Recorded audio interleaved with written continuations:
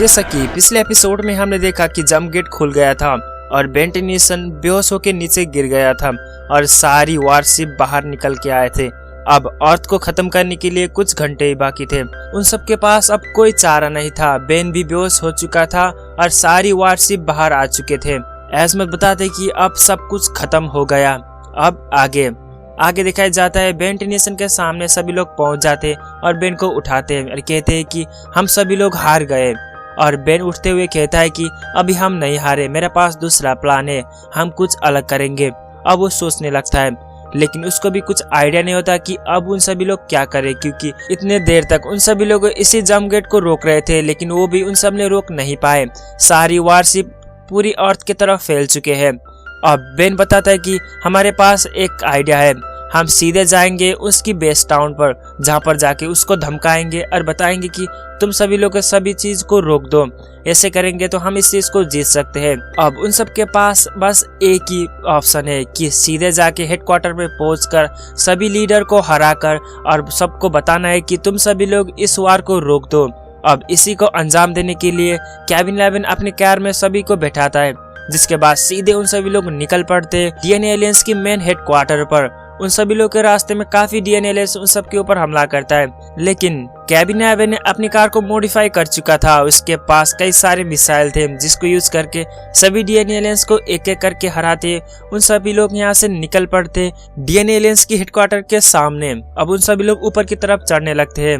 ये टाउन बहुत बड़ा था। उन सभी लोग एक एक करके ऊपर चढ़ने लगते हैं और बेन टेनिसन अपनी एलियंस को पावर यूज करता है, वहाँ पर ब्लास्ट करता है, जिसके बाद बेन गोइन केविन उसके सामने पहुंच जाते हैं। अब लीडर उन सब के सामने ही था और कई सारे डीएनए एलियंस भी थे। अब बेन बताता है कि तुम सभी लोग यहीं पर रुक जाओ। अब डीएनए एलियंस की लीडर देखते हुए कहता है कि तुम तो वही बेन टेनिसन हो ना, मैं सही पहचाना। बेन भी बताता है कि हाँ मैं वही हूँ। अब वो लीडर कहता है कि तुमने यहाँ पर आने की हिम्मत कैसे की, क्योंकि तुम तो अब मरने ही वाले हो।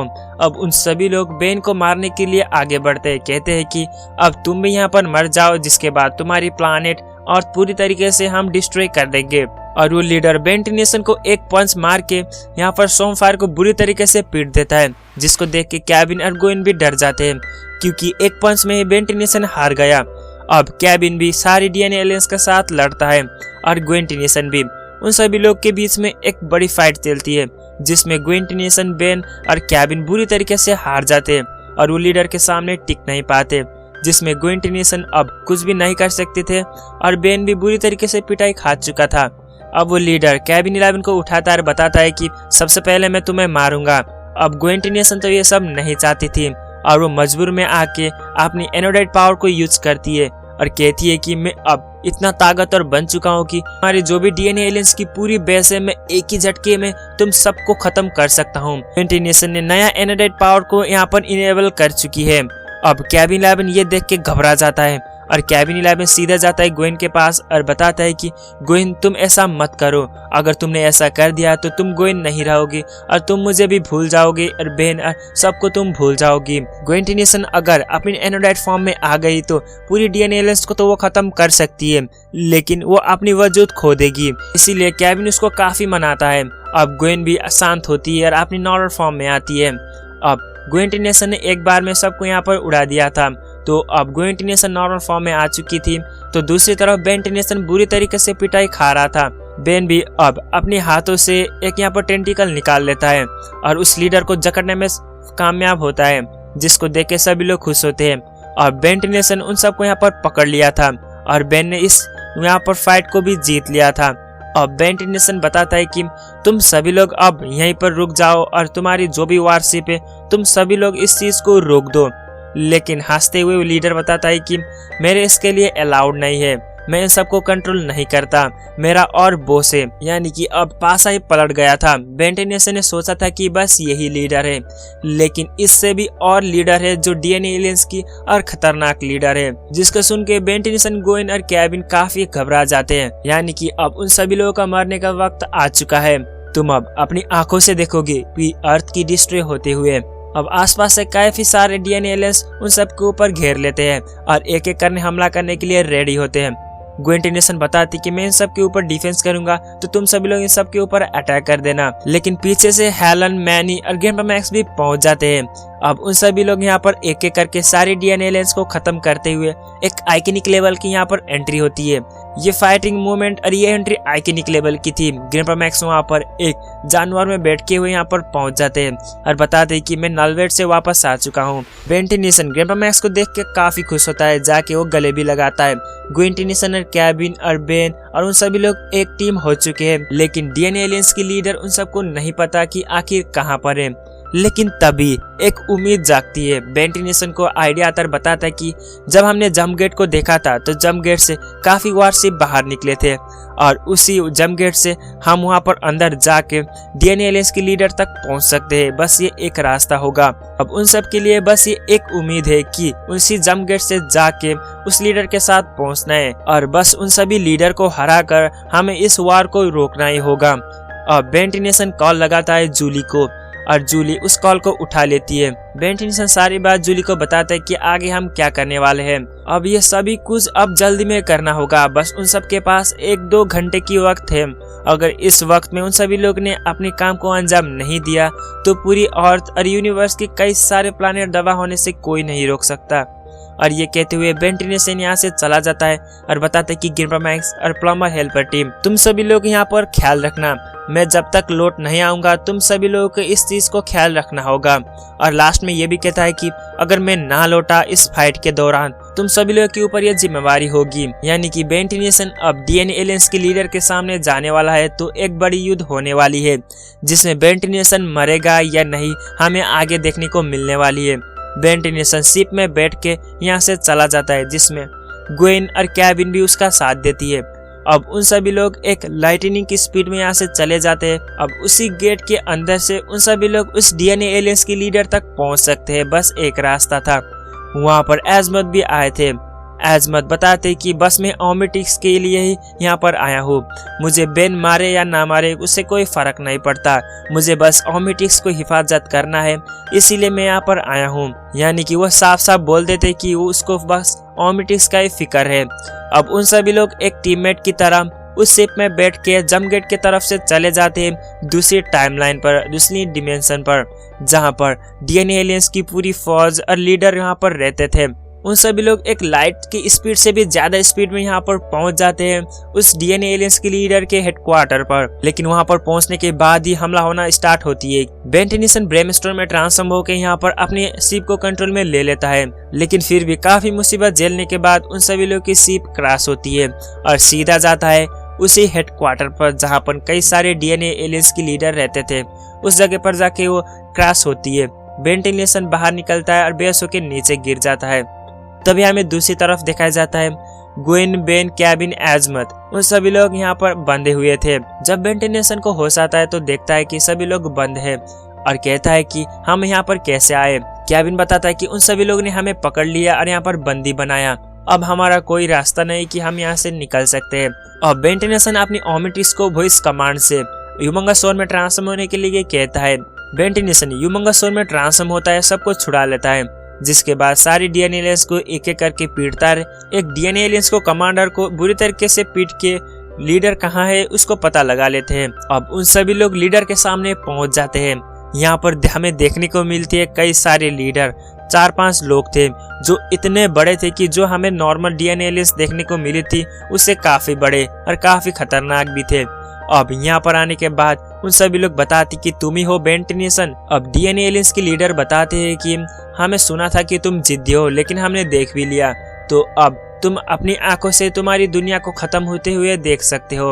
अब ये बताते हैं कि कुछ ही घंटों में तुम्हारी और यूनिवर्स के कई सारे प्लैनेट एक ही घंटे में पूरी तरीके से खत्म होंगे और ये सारा नजारा तुम अपनी आंखों से देखोगे। अब एजमत हार मान लेते हैं, कहते हैं कि हम हार गए, अब हम कुछ भी नहीं कर सकते बस देखने के अलावा।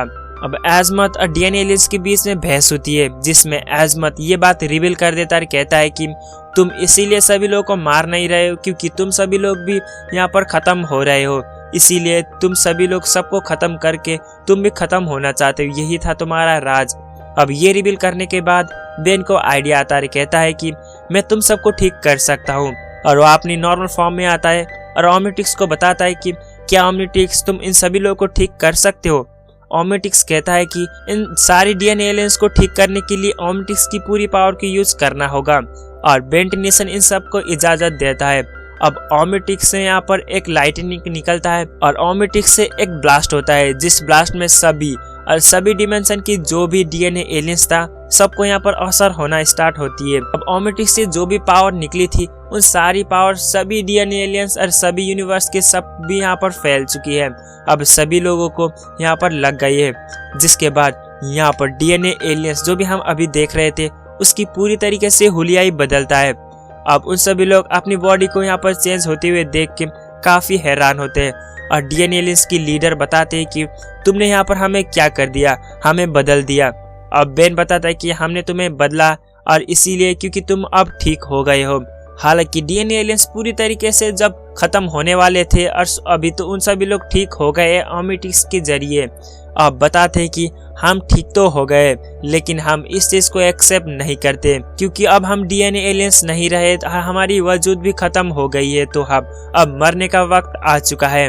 उन सभी लोग मरने के लिए तैयार कर ही रहे होते हैं, तभी वहाँ पर एक कमांडर पहुंच जाता है। वो कमांडर था राइनी, जिसको बेंट नीसन देख के काफी खुश होता है। कहता है कि राइनी तुम यहाँ पर आ गए। अब राइनी उन सारी डीएनए एलियंस की लीडर को बताता है कि बेंट नीसन ठीक है, उसने मेरी डीएनए को बदल कर मुझे जिंदा कर दिया, मैं अभी जिंदा हूँ इसकी वजह से। और कहता है कि हम भी इसी तरीके से जिंदा हो सकते हैं और हमारी नस्ल खत्म नहीं होगी अगर हम इस तरीके से जिए तो। अब ये बात उन सभी लोगों को अच्छा लगता है क्योंकि डीएनए एलियंस की पूरी पीढ़ी खत्म होने वाली थी और बेंट नीसन ने उन सबको बदल कर नया डीएनए मिला दिया, जिसकी वजह से अब उन सभी लोग नया डीएनए के साथ यहाँ पर जी सकते हैं। ये बात उन सबको अच्छा लगता है और कहता है कि हम इस पर एग्री करते हैं और कहते हैं कि जाओ जाके सभी लोगों को खबर कर दो कि हम इन सारी वार को यहाँ पर रोक देंगे और हम नया जीवन की शुरुआत करेंगे। बेंट नीसन ने सब कुछ यहाँ पर ठीक कर दिया, लेकिन उसके दौरान बेंट नीसन के ओमेटिक्स की पूरी पावर रीसेट हो गई और पूरी पावर भी खर्च हो गई थी। अब राइनी जाके सबको अनाउंसमेंट करता है, कहता है कि तुम सभी लोग जहाँ भी हो मुझे सुन रहे हो तो तुम सभी लोग रुक जाओ, ये वार खत्म हो गई है, अब हम नए जीवन की शुरुआत करेंगे। अब उन सारी शिप जो भी उन सब के फैल चुके थे वो सारी शिप लौट आते। अब राइनी बेंट नीसन को थैंक यू कहता है क्योंकि बेंट नीसन की वजह से उन सभी लोग अब नया लाइफ जी सकते हैं, यानी कि उन सभी लोग डीएनए एलियंस तो नहीं, डीएनए एलियंस की अलग से बन गए हैं, तो अब इसी से उन सभी लोग एक नया जीवन को शुरुआत करने वाले हैं। अब बेंट नीसन भी काफी खुश होता है क्योंकि बेंट नीसन ने उन सभी यूनिवर्स के सारी प्लैनेट को और अर्थ को भी बचाया है। जिसके बाद हमें अलग सा सीन दिखाया जाता है बेंट नीसन और उन सबकी प्लम्बर टीम के साथ। बेंट नीसन ने सारी वार को खत्म कर दिया है और सारी प्रॉब्लम को सॉल्व कर दिया है। पैराडॉक्स बताती कि मैं एजमत को उसके प्लैनेट तक लेके चले जाऊंगा। गेमर मैक्स भी बताते कि तुम्हारी टीम तो काफी अच्छी है, अब इन सारी प्लम्बर हेल्पर टीम को भी और हमें मजबूत करना होगा। लेकिन बेन की ओमेटिक्स में पूरी तरीके से रीसेट हो चुकी थी, तो बेन बताता है कि एजमत इस ओमेटिक्स शायद बिगड़ गई है, तुम फिर से इसको ठीक कर दो और मुझे मास्टर कंट्रोल दे दो। लेकिन एजमत मना करता है और पैराडॉक्स और एजमत यहाँ से चले जाते हैं। अब बेंट नीसन अपनी ओमेटिक्स में देखने लगता है जिसमें बेन को अलग सा नया एलियंस देखने को मिलती है, यानी कि बेन को नया एलियंस मिल गया है। यानी कि अब बेंट नीसन जो भी एलियंस में ट्रांसफॉर्म हुआ था 10 एलियंस, उससे अलावा काफी सारे उसको काफी नया एलियंस मिल चुका है। अब बेंट नीसन काफी खुश होता है। इसी के साथ ये एपिसोड खत्म होती है और ये एपिसोड पार्ट 1 एंड पार्ट 2 आपने पूरी तरीके से देख लिया है तो आपको कंग्रेचुलेसन, क्योंकि आपने बेंट नीसन की सीजन 2 को खत्म कर दिया है। ये वीडियो कैसी लगी कमेंट में जरूर से बताना। वीडियो पसंद आई तो लाइक करो और चैनल पर ऐसे और भी वीडियो देखना चाहते हो तो चैनल को सब्सक्राइब जरूर से करना। अब मैं मिलूंगा आपके साथ इसकी अगला वाला पार्ट में, जिसमें हमें इसकी आगे की जर्नी दिखाया जाएगा। बेंट नीसन की अब लाइफ में काफी मुसीबत फिर से आने वाली है, क्योंकि उसको नया एलियंस तो मिल गया है लेकिन और प्रॉब्लम खड़ी होने वाली है। तो उन सारी प्रॉब्लम को अब बेन किस तरीके से ठीक करेगा आपको अगले वाले एपिसोड में देखने को मिलेगी।